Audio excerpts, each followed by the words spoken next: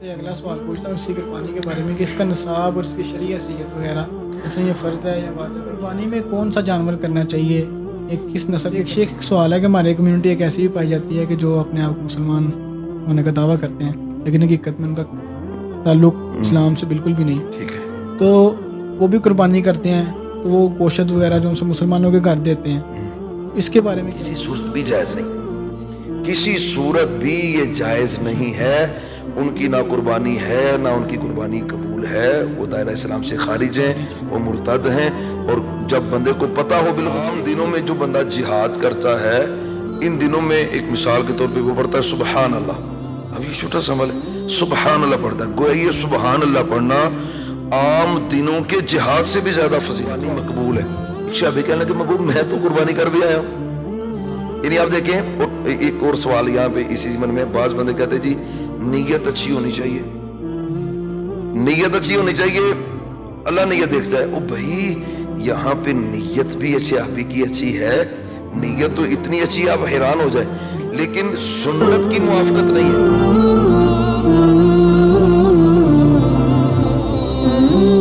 السلام علیکم ورحمۃ اللہ وبرکاتہ۔ میں حافظ صاحب اور ہمارے ساتھ بڑی جانی مانی شیخوپورہ کی شخصیت حافظ قسیم شیخوپوری اور حافظ وسیم صاحب، آج کی اس نشست خصوصی طور پہ عشرہ ذی الحجہ کی اہمیت اور اس میں کرنے والے مخصوص اعمال اور جو ہمارے عموماً مسائل جو ہمارے گرد و نواح میں ہماری سوسائٹی میں آتے ہیں، ان 10 دنوں میں جو ہمیں کرنے چاہیے یا جو مسائل آتے ہیں ان کے بارے میں ہیں، تو ہمارے ساتھ حافظ صاحب موجود ہیں، ان سے ہم رہنمائی لیں گے اللہ کے فضل و کرم سے۔ حافظ صاحب السلام علیکم۔ وعلیکم السلام ورحمۃ اللہ وبرکاتہ۔ اور سنائیں صاحب ٹھیک ٹھاک؟ الحمدللہ، اللہ کا شکر، الحمدللہ۔ اور حافظ صاحب آپ کو بھی ویلکم کرتے ہیں۔ حافظ صاحب پہلے سوال سے شروع کرتے ہیں کہ عشرہ ذی الحجہ کی اہمیت کیا ہے اور اس میں کرنے والے جو سے مخصوص اعمال ہیں ان کے بارے میں کیا رائے ہے؟ الحمدللہ وسلام علی رسول اللہ، اما بعد، سب سے پہلے میں آپ کا شکریہ ادا کرتا ہوں کہ آپ نے یہ پروگرام میں ایک اہم ایشو پر اس مجلس کا پروگرام کا انعقاد کیا ہے۔ عشرہ ذی الحجہ بہت اہمیت کے حامل یہ 10 دن ہیں، اور نبی رحمت صلی اللہ علیہ وآلہ وسلم کا فرمان دشان ہے، ما من ایام العمل الصالح فیہن احب الی اللہ من ہذہ الایام العشر۔ یہ صحیح مسلم کی حدیث ہے، آپ صلی اللہ علیہ وآلہ وسلم نے فرمایا کہ کسی بھی دن کی نیکی وہ اس قدر اجر فضیلت نہیں رکھتی جو ان 10 دنوں کی نیکی فضیلت رکھتی ہے۔ اچھا، جو انداز تھا، اس انداز کے سبب سے صحابہ کو بھی تعجب ہوا رضوان اللہ علیہم اجمعین۔ ایک صحابی نے کہا وَلَا الْجِهَادُ فِي سَبِيلِ اللَّهِ، محبوب کیا عام دنوں کا جہاد ان دنوں کی چھوٹی سی نیکی کا مقابلہ نہیں کر سکتا؟ ہمیں وَلَا الْجِهَادُ فِي سَبِيلِ اللَّهِ، اللہ کہ عام دنوں میں جو بندہ جہاد کرتا ہے، ان دنوں میں ایک مثال کے طور پہ وہ پڑھتا ہے سبحان اللہ، اب یہ چھوٹا سا عمل ہے، سبحان اللہ پڑھتا ہے، گویا یہ سبحان اللہ پڑھنا عام دنوں کے جہاد سے بھی زیادہ فضیلت والا ہے۔ اللہ اکبر۔ ہاں، آخر پہ آپ نے ایک بات کی، الا رجل خرج بنفسه وماله، ہمیں ایک ایسا آدمی وہ اپنا جان خود جاتا ہے جہاد میں اور مال کے ساتھ وہ پہنچتا ہے وہاں پہ، اور وہ نہ اس کا مال واپس آتا ہے اور نہ اس کی جان واپس آتی، گویا شہید ہو جاتا ہے، مال بھی اللہ کے راستے میں قربان کر دیتا ہے، وہ افضل ہے۔ وگرنہ ایک آدمی جا کے جہاد کرتا ہے، غزوہ کرتا ہے، آ جاتا ہے، تو اس دن کی چھوٹی سی نیکی اس جہاد سے بھی زیادہ فضیلت کی حامل ہے۔ تو یہ ایام، اگر یہ کہا جائے کہ دنیا کے قیمتی ترین ایام ہیں، بلکہ میں یہاں پہ ایک بات آپ کے ساتھ یہ بھی شیئر کروں گا تاکہ جہاں تک ہماری آپ کی وساطت سے یہ بات پہنچے اتنے لوگوں کو فائدہ ہو سکے اور ان دنوں کی نیکی کرنے کی رغبت ہمارے دلوں میں پیدا ہو سکے۔ شیخ الاسلام امام ابن تیمیہ رحمۃ اللہ علیہ، ان سے سوال کیا گیا کہ رمضان کا آخری عشرہ بہتر ہے یا ذو الحجہ کا پہلا عشرہ بہتر ہے؟ تو شیخ الاسلام امام ابن تیمیہ رحمۃ اللہ علیہ نے مسئلے کو بڑا پیارا حل فرمایا، فرمانے لگے رمضان کے آخری عشرے کی راتیں افضل ہیں اور ذو الحجہ کے 10 دنوں کے جو دن ہیں وہ رمضان سے بھی زیادہ افضل ہیں۔ اللہ اکبر۔ یعنی آپ اندازہ لگائیں کہ رمضان کے دنوں سے بھی نیکی زیادہ ملتی ہے عشرہ ذو الحجہ کے اندر، تو یہ بہت بہت زیادہ اہمیت کے حامل دن ہے۔ اچھا، تو عرفہ کے روزے کے بارے میں کیا ہے؟ یہ ماشاءاللہ اللہ آپ کو جزائے خیر دے، آپ نے اس کا تذکرہ کر دیا۔ ان دنوں کی فضیلت کیوں ہے؟ ریزن کیا ہے ان دنوں کی فضیلت کی؟ ریزن اس کی یہ ہے کہ اللہ نے بڑی بڑی عبادات وہ ساری کی ساری ان دنوں کے اندر جمع کر دی۔ حج بہت بڑی عبادت ہے اور سال میں صرف ذوالحجہ کے دنوں میں ہوتا ہے، گویا یہ فضیلت اس کو حاصل ہے۔ اچھا، اس میں پھر یہ ہے کہ قربانی والا عمل اللہ نے ذوالحجہ کے 10 دنوں کے اندر رکھا ہوا ہے۔ جتنی بھی عبادات کی قسم ہے، زبانی، بدنی، مالی، وہ ساری کی ساری عبادات ان 10 دنوں کے اندر جمع ہو جاتی ہیں۔ گویا وہ تمام عبادات کا مجموعہ ہونے کی وجہ سے ان دنوں کی بہت زیادہ فضیلت ہے۔ تو اس میں ایک فضیلت کا سبب عرفہ کا روزہ ہے، کیونکہ عرفہ جب حاجی عرفات میں ہوتے ہیں اور اسی مناسبت سے اس کو یوم عرفہ کہا جاتا ہے، تو آپ صلی اللہ علیہ وسلم کا فرمان ہے سیام یوم عرفہ انی احتسب اللہ ان یکفر السنۃ التی قبلها والسنۃ التی بعدها او کما قال علیہ السلام۔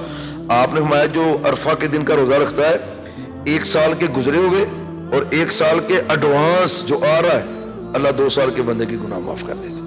تو یہ بہت فضیلت، بہت زیادہ۔ اور میں یہاں پہ ایک چھوٹی سی بات ایڈ کروں گا، یہ ضروری ہے کیونکہ یہ 10 دن چونکہ قیمتی ہیں اور ہمیں کرنا کیا چاہیے۔ تو اس میں صحابہ کرام رضوان اللہ علیہم اجمعین تکبیرات ان 10 دنوں میں بلند کرتے تھے۔ ہم نے دیکھا ہے، آپ نے بھی دیکھا ہوگا، کوئی بندہ نظر نہیں آتا تکبیریں کہنے والا۔ حضرت عبداللہ بن عمر رضی اللہ عنہما، حضرت ابو ہریرہ رضی اللہ تعالیٰ عنہ، کانا یخرجان الی السوق، وہ دونوں ہی بازار جایا کرتے تھے اور بازار خریداری نہیں کرنے جایا کرتے تھے، یکبران، بازار جا کے صرف ان دنوں میں تکبیروں کو بلند کرتے تھے۔ اچھا، اس کا پھر فائدہ کیا ہوتا؟ وَيُكَبِّرُ النَّاسُ بِتَكْبِيرِهِمَا، لوگ ان کی تکبیروں کو سن کر خود بھی تکبیریں کہنا شروع کر دیتے۔ تو یہ 10 دن نوافل پڑھیں، کثرت سے روزے رکھیں نفلی، اس کے ساتھ ساتھ خرچ کریں، تکبیرات کو بلند کریں، سبحان اللہ، الحمدللہ، اللہ اکبر، لا الہ الا اللہ، ان نیکیوں کو خوب کرنا چاہیے۔ شیخ، قربانی کا تاریخی پس منظر کیا ہے اور اس میں یعنی کہ ہم پچھلی امتیں بھی کرتی آ رہی ہیں اور ہمارے لیے اس میں کیا چیز ہے، اس کے بارے میں؟ عشرہ ذوالحجہ کی چونکہ ایک اہم عبادت وہ قربانی ہے، تو قربانی جو ہے اس کے احکام بھی شریعت نے ظاہری باتیں بیان کی ہیں اور اس کی اہمیت کا بھی تذکرہ کیا ہے، اسے پس منظر کا بھی تذکرہ کیا ہے۔ تو تاریخی لحاظ سے اس کی جو پس منظر ہے وہ قرآن کریم کی آیہ کریمہ کے اندر اس کا تذکرہ ہے، وَلِكُلِّ أُمَّةٍ جَعَلْنَا مَنْسَكًا، اللہ کہتے ہیں ہر امت کے لیے قربانی والا تصور رکھا ہے۔ گویا کوئی شریعت ایسی نہیں ہے جس میں قربانی کا کنسیپٹ نہ ہو۔ ہاں، جس طریقے سے ہم قربانی کرتے ہیں، مینڈا ذبح کرتے ہیں، گائے، اونٹ، یہ جو کرتے ہیں، تو یہ سیدنا ابراہیم علیہ السلام سے یہ سلسلہ جاری ہے۔ ہمارے نبی محترم صلی اللہ علیہ وسلم نے پھر اس کو ادا کیا، تو یہ اس کا تاریخی قرآنی اور اسلامی پس منظر اس کا یہ بنتا ہے۔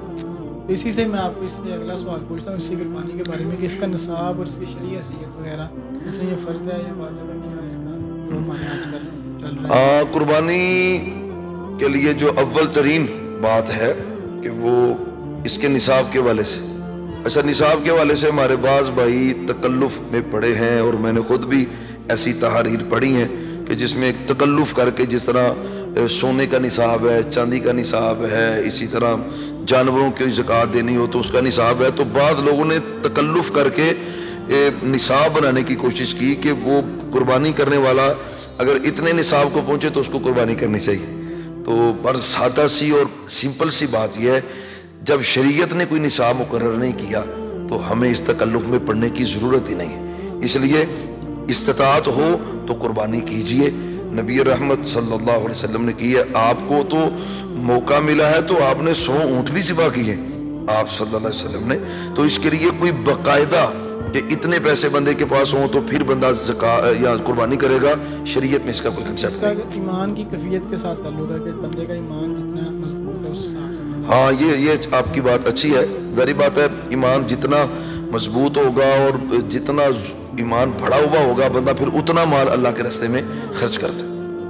اور یہ قربانی کے جانور کی شرائط اور اس کو کس چیز کا خیال رکھنا چاہیے، یہ بھی ہمارے بڑے یہ بھی ایک اہم ایشو ہے، اور ان دنوں میں تو بس ہم نے عموماً خود بھی مارکیٹ میں جانے کا جب اتفاق ہوتا ہے تو جو व्यापारी होते हैं वो अक्सर मुफ्ती खुद ही बने हुए होते हैं, वो फतवा सादर कर रहे होते हैं, वो जानवरों के बारे में बता रहे होते हैं।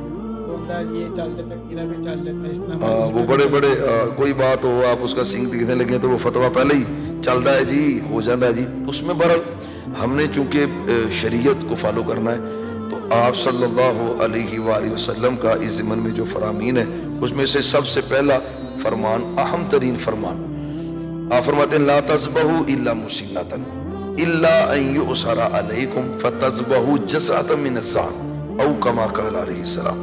आप फरमाते हैं कोई बंदा जानवर कुर्बानी के लिए ज़िबा ना करे मगर वो धोंदा होना चाहिए, 2 दांतों वाला।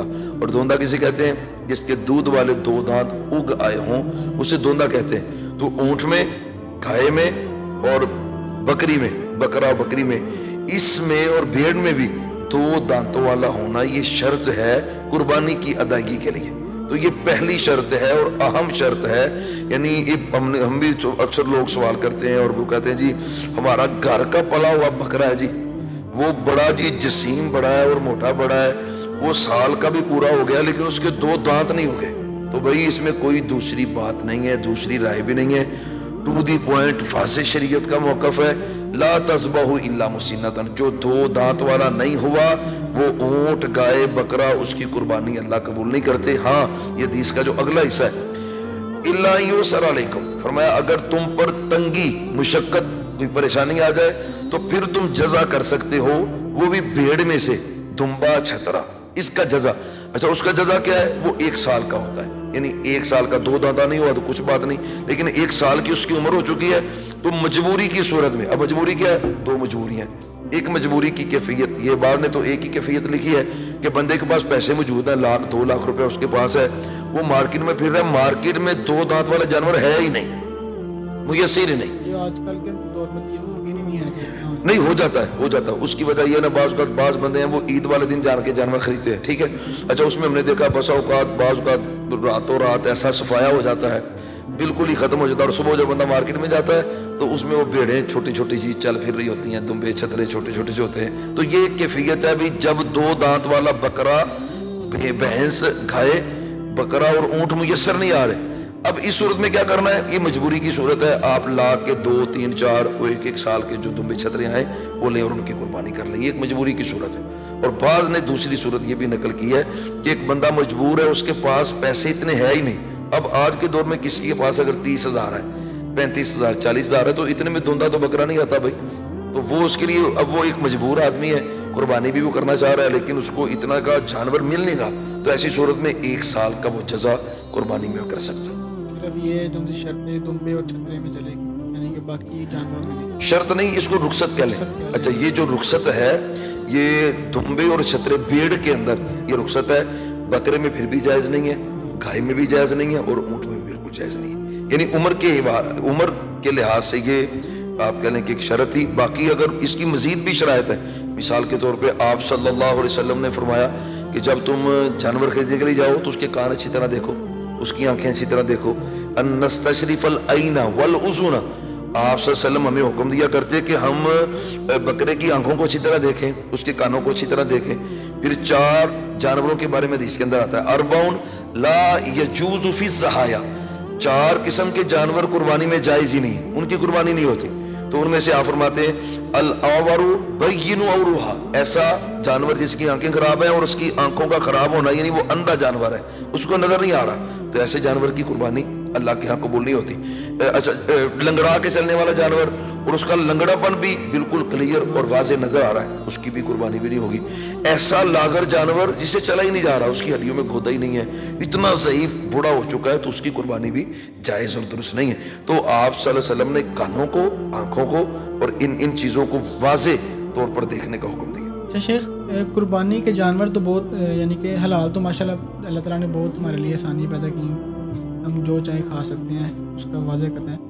लेकिन कुर्बानी में कौन सा जानवर करना चाहिए, किस नस्ल के करने चाहिए, इसमें भी कुछ आजकल यानी कि हमारे माशरे में इख्तलाफ चलता है थोड़ा बहुत, इस पर कुछ रोशनी डालें।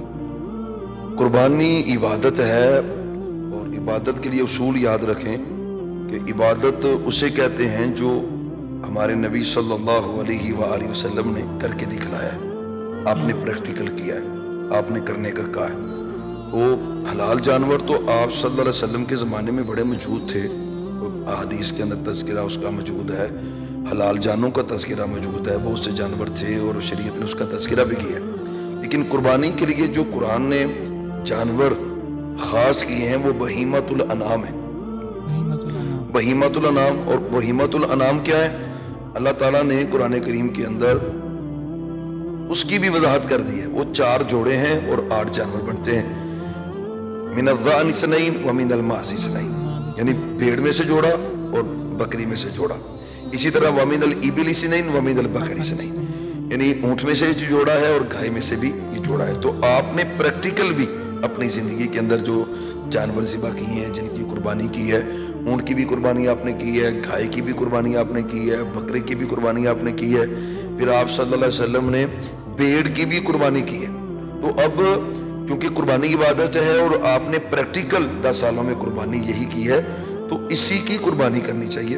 ہاں ہمارے ہاں جب بھی عشرہ ذو الحجہ شروع ہوتا ہے تو بھینس کی قربانی کے حوالے سے ایک بحث شروع ہو جاتی ہے۔ تو بہت سے علماء ایسے ہیں جو اس کو گائے کی قسم سمجھتے ہیں، گائے کی قسم شمار کرتے ہیں، اور بہت سے علماء ایسے بھی ہیں کہ جو کہتے ہیں کہ احتیاط کا تقاضا یہ ہے کہ اس سے بچنا بہتر ہے۔ تو چونکہ آپ صلی اللہ علیہ وآلہ وسلم اگر اس کو کہیں بھی جنس اس کی سیم ہے، تو جنس میں تو آپ یہ کہہ لیں کہ گائے کا بالکل طرز طریق اور ہے اور بھینس کا بالکل طرز طریق اور ہے۔ تو کچھ علماء جن کا موقف ہے اور وہ کہتے ہیں کہ یہ اس کی جنس میں سے ہے، اس کی قربانی کی جا سکتی ہے، لیکن پھر بھی میں یہ سمجھتا ہوں کہ جو جانور آپ صلی اللہ علیہ وسلم نے قربانی کے لیے کیے ہیں، اونٹ کیا ہے وہ مارکیٹ میں وافر موجود ہے، گائے کی ہے وہ مارکیٹ میں وافر مقدار میں موجود ہے، بکرا کیا ہے وہ بھی موجود ہے، اور آپ نے اگر بھیڑ کی ہے تو وہ بھی موجود ہے۔ بہتر، انتہا بہتر یہ ہے کہ آپ اسی کو اختیار کر لیں، اور اگر بعض کا ان میں سے کوئی چیز میسر نہیں ہو تو ایسی صورت میں بھینس یا کٹا اس کو اگر آپ لیں اور اس کی قربانی کر لیں تو پھر بھی اس کی کیفیت اور ہے۔ اس لیے یہ کہ جن جانوروں کی قربانی آپ نے کی ہے انہی کو ہی اختیار کرنا چاہیے، یعنی کہ اس سے اجتناب کرنا چاہیے کہ اب بہتر احتیاط کا تقاضا یہ ہے کہ اس میں آپ بچ جائیں۔ اور ہمارے یہاں یہ جو سے ہماری سوسائٹی میں چل رہا ہے کہ جب قربانی ہو جاتی تو گوشت جو سا ہوتا ہے اسے تقسیم کرنے کے لیے اگر کسی کا حصہ ہے اسے 3 یعنی کہ ڈیریاں لگا دیتے ہیں، تو کہتے ہیں کہ ایک ہمارے ریلیٹیوز کا ہے اور ایک جو سے غربا مساکین کا اور ایک اپنا۔ اس کے بارے میں کیا کوئی شرعی حکم بھی ہے یہ اس طرح؟ ہاں یہ اچھی بات آپ نے کی ہے۔ ہم نے بھی دیکھا ہے کہ بعض بندے تو اس کو فرض سمجھتے ہیں، ہاں جی، فرض ایسا سمجھتے ہیں کہ ہم نے دیکھا ہے کہ انہوں نے تکڑی رکھی ہوتی ہے اور تکڑی کے ساتھ وہ تول کر وزن کر کے اس کا جو ہے پھر اس کی ڈیریاں لگاتے ہیں اور بالکل اس کو حرام سمجھ لیتے ہیں کہ ایک بھی ڈیری میں سے کوئی گوشت کی بوٹی اس طرف چلے گی یا ادھر چلے گی تو وہ حرام ہو جائے گا یا بندہ گنہگار ہو جائے گا۔ بہرحال ایسی شدت، ایسی کیفیت قرآن و سنت میں اس کا کوئی تصور نہیں ہے۔ ہاں گوشت بندہ ذخیرہ کر سکتا ہے، اس کی اجازت موجود ہے، لیکن جو قرآن نے کنسیپٹ دیا ہے نا قربانی کا تذکرہ کرتے ہوئے، وہاں پہ فرمایا کلو منہا، جب تم قربانی کر لو تو اس میں سے تم خود کھاؤ، وَأَطْعِمُ الْقَانِعَ وَالْمُعْتَرَ، تو جو بھوکے ہیں ان کو بھی کھلائیں، ضرورت مندوں کو بھی کھلائیں اور اپنے عزیزوں رشتہ داروں کو بھی کھلائیں۔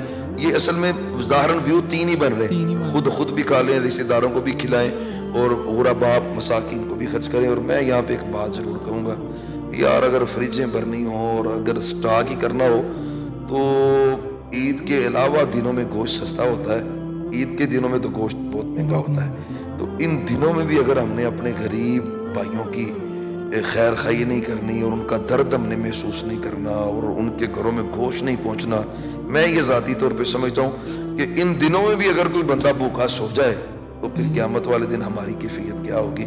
تو کوشش یہ کریں کہ یار ہم کم از کم اس دن تو ضرورت مندوں کی ضرورتیں پوری کر دیں کسی کے ساتھ۔ اور قربانی کا اصل تصور یہ ہے کہ میں اپنی خواہش کو قربان کر کے اپنے مسلمان بھائی کو ترجیح دے دوں، یہ اصل روح ہے اس کی۔ تو یہ فرض نہیں ہے 3 ڈیریاں، لیکن یہ ہے کہ یہ قربانی کا درس یہ ہے کہ ہم اس کو اپنے بھائیوں کو ترجیح دیں، غرباء مساکین کا، رشتہ داروں کا خیال رکھیں۔ تو یعنی کہ اب ہم گوشت تقسیم کر دیتے ہیں، اس میں ہمارا ایک طبقہ ہمارے معاشرے میں بھی ہے کہ وہ کہتا ہے قربانی کیوں کرنی ہے، گوشت ہی کیوں بانٹنا ہے، ویسے ہی لوگوں کو پیسے بانٹ دیں، یا کوئی کہتے ہیں حج کیوں کرنا ہے ویسے ہی پیسے بانٹ دیں۔ اس کے بارے میں کیا یعنی کہ یہ آپ نے اچھی بات کی طرف توجہ دلائی ہے۔ جو ہی حج شروع ہوتا ہے اور جو ہی قربانی کا سیزن شروع ہوتا ہے تو پھر کچھ ایسے لوگ بھی مارکیٹ میں ہمیں نظر آنے شروع ہو جاتے ہیں، کیونکہ سوشل میڈیا کا دور ہے، تو پھر کچھ آوازیں ایسی بھی سننے کو ملتی ہیں بھی قربانی کرنے کا کیا فائدہ ہے، قربانی کریں گے گندگی اتنی پڑے گی، بدبو اتنی آئے گی، سمیل اتنی آئے گی، اور پھر اس کے لیے پیسہ اتنا خرچ ہوتا ہے، لوگ کروڑوں نہیں بلکہ اربوں روپیہ خرچ آ جاتا ہے پوری دنیا میں جو مسلمان قربانیاں کرتے ہیں یا حج کرنے کے لیے جاتے ہیں تو 12 13 14 لاکھ روپے حج پہ جو خرچ کر رہے ہیں، تو یہی پیسہ ہمیں غریبوں، یتیموں، بیواؤں پہ خرچ کرنا چاہیے۔ تو یہ ایک بات آتی ہے، یہ بات یاد رکھیں، اسلام میں کسی بھی صورت یہ جائز نہیں ہے کہ دو نیکیوں کا تقابل کیا جائے۔ تقابل اس طرح کہ اس نیکی کو چھوڑ دیں اور دوسری نیکی کو اختیار کریں، یہ اسلام کا تصور ہی نہیں ہے۔ اور میں نے یہ دیکھا ہے اور میں اس کا عینی شاہد بھی ہوں، اور اللہ کے فضل سے یہ بصیرت سے کہہ رہا ہوں کہ جو لوگ قربانیاں اور حج کر رہے ہوتے ہیں انہی لوگوں کے دلوں میں یہ اللہ نے رحمت رکھی ہوتی ہے کہ وہ یتیموں کے سر پہ ہاتھ بھی رکھ رہے ہوتے ہیں، وہ بھوکوں کو کھانا بھی کھلا رہے ہوتے ہیں، اور یہ جو اعتراض کرنے والے ہوتے ہیں ان کو پھر بھی توفیق نہیں ہوتی۔ اور میں یہ سمجھتا ہوں ہونا اصل میں یہ چاہیے کہ بندہ یہ کہ یار اس بندے نے 5 کروڑ کی جو گاڑی رکھی ہوئی ہے تو یہ 50 لاکھ کی گاڑی میں بیٹھ جائے اور 4 کروڑ روپیہ باقی غرباء مساکین پہ، یہ نہیں آتے، اس طرف نہیں ان کی سوچ آتی۔ چاہیے یہ اگر یار آپ نے یہ مثال کے طور پہ 10 ایکڑ میں کوٹھی اور بنگلہ بنایا ہوا ہے اور اس پہ آپ نے کروڑوں روپیہ خرچ کیا ہوا ہے، تو آپ بھائی چھوٹا 1 کنال کا 2 کنال کا گھر بنا لیں اور اس میں باقی جو پیسے ہیں وہ غرباء مساکین پہ ضرورت مندوں میں خرچ کریں، یہ تقابل بنتا ہے۔ اب دیکھیں میں چھوٹی سی یہ آپ دوست ابھی قریب وہ آپ دوست میں 5 افراد چلے گئے اور میں 2 تو مسلمان تھے، اللہ تعالیٰ ان کی بخشش کرے، مغفرت کرے اور اللہ تعالیٰ رحمت فرمائے، لیکن بات سمجھے نا جی، اب 7 کروڑ روپیہ ایک آدمی کرایہ دے کے جا رہا ہے اس آپ دوست میں، کوئی بندہ نہیں بولے گا بھی کیا ضرورت تھی 15 کروڑ خرچ کرنے کی، وہ 15 کروڑ کسی غریب کو دیا جاتا، کسی مسکین کو دیا جاتا۔ اصل بات سمجھے، اصل بات کیا ہے کہ جن دلوں میں اسلام کا بغض ہے، اسلام کی نفرت میں وہ پھر اسلام کے شاعر کو ٹارگٹ کر رہے ہوتے ہیں۔ تو ایک اور بات میں ضمن میں کہوں، یار اللہ نے یہ قربانی رکھی ہے نا، تو قربانی خریدنا، قربانی کرنا، اس میں سارا فائدہ ہی غریبوں کا ہے۔ اچھا کتنے لوگ ہیں جو جانور پالتے ہیں سارا سال، وہ ان کے گھروں میں پلتا ہے، تو سارے غرباء ہوتے ہیں، تو یہ گویا قربانی کے سیزن میں ان کے رزق کا بندوبست کر دیتا ہے۔ یہ چارہ کوئی بیچ رہا ہے، کوئی اس کا سامان بیچ رہا ہے، کوئی اس کی رسیاں بیچ رہا ہے، اچھا گوشت ہوتا ہے تو غرباء کے گھروں میں پہنچ جاتا ہے، تو گویا اسلام نے جو قربانی رکھی ہے اس کا زیادہ فائدہ ہے ہی غرباء مساکین کے لیے۔